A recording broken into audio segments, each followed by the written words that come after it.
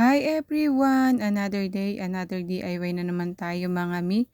At meron ngang nag-request sa akin na ito daw low Namang budget giveaway. Ilang beses na nga ako nakagawa ng ganitong klase ng giveaway. Ganito nga ring giveaway yung ginawa ko nung binyagan yung anak ko. At nung binyagan yung pamangkin ko, napaka low budget nga nito at napaka useful din naman. Magkano nga lang yung isang piraso nitong towel. At ang presyo naman ng shot glass ay depende kung gaano kalaki o kaliit yung gagamitin mo. Pero mas maganda kung makakabili ka ng shot glass na medyo patulis yung pababa para nahahawig siya sa ice cream cone. Yung ginamit ko dati noong birthday ng anak ko, mas maganda siya dahil medyo maliit talaga siya pababa. At mukha siya talagang ice cream cone. Bali ganito lang pala yung ating gagawin. Itutupi lang natin. Parang iro-roll lang natin siya. And ikut-ikutin lang natin siya pababa. Parang magmumukha siyang ice cream. Napakabilis lang nitong gawin lalo na kung gustong-gusto mo yung mga ganitong ginagawa. Ako talaga napakahilig kong mag-DIY. Gustong-gusto ko yung mga ganitong ginagawa. Ewan ko ba at napakasaya ko kapag nakakagawa ako ng isang bagay na hindi ko akalain na kaya ko palang gawin. Kaya nga kapag may birthday yan o kasalan, sa aming pamilya ay nagpapagawa nga sila ng mga giveaway. Halimbawa, ipapakita lang nila sa akin yung gusto nilang design and ipapagaya nila Siyempre, bilang isang malikhain ay go tayo dyan. Napakasaya ko kapag nakakatulong talaga ako kahit sa mga simpleng bagay. Dahil kaya nga tayo binigyan ni Lord ng talent para gamitin natin ito at makatulong tayo sa ating kapwa. Huwag nating ipagkakait sa ating kapwa o lalong-lalo na sa pamilya natin yung mga simpleng paraan ay makatulong at mapasaya natin sila. Hindi ibig sabihin na tulong ay tulong pinansyal. Kahit sa mga ganitong bagay, dapat tutulong tayo lalong-lalo na kung kaya naman natin itong gawin. Dahil bawat isa sa atin ay may kanya-kanyang talent at kakayahan. At halimbawa, kung wala kang kakayanan tulong pinansyal, ay pwedeng-pwede naman yung sarili mo, yung kakayanan mo, pwedeng-pwede mong iambag. Dahil napakasarap nga sa pakiramdam kapag ikaw ay nakakatulong sa kapwa. At lahat ng mga ginagawa mo ay ibabalik sa iyo ni Lord ng siksik, liklik at umaapaw. At eto pa pala yung isang option, pwede mo siyang gawing parang lollipop. Iro-roll mo lang siya pero pantay lang siya. Yung katulad niyan at gagamit tayo ng popsicle stick para magiging tangkay nitong ating parang lollipop. Scotch tape lang pala yung ginamit ko sa pagdikit ng ating popsicle stick para madali siyang tanggalin. Dahil kung gagamitan ko siya ng glue stick, baka hindi na matanggal sa ating towel. Talian lang natin ito ng ribbon. Pero mas maganda kung ano yung motif. Yun na rin yung kulay na gagamitin natin na ribbon. At yung ginamit ko dyan na plastic ay binili ko lang sa grocery. Pero kung gusto mo yung mga social na plastic ay may nabibili naman ganun. Pero pag low budget nga, ay ganitong plastic na lang din yung gamitin mo. Sobrang useful nga nitong ating giveaway dahil may shot glass ka na, pagkatapos mong uminom may pampunas ka pa. Charot! Lalo na at nagmamantika na yung uso mo kapupulutan. Pwede natin itong talian ng ribbon at pwede rin natin itong talian ng metal wire dahil meron din naman nabibili ng kulay ng motif na gusto mo. And tada! Sa murang halaga ay meron ka ng giveaway. And yun lang muna for today's video. Thank you so much. Bye!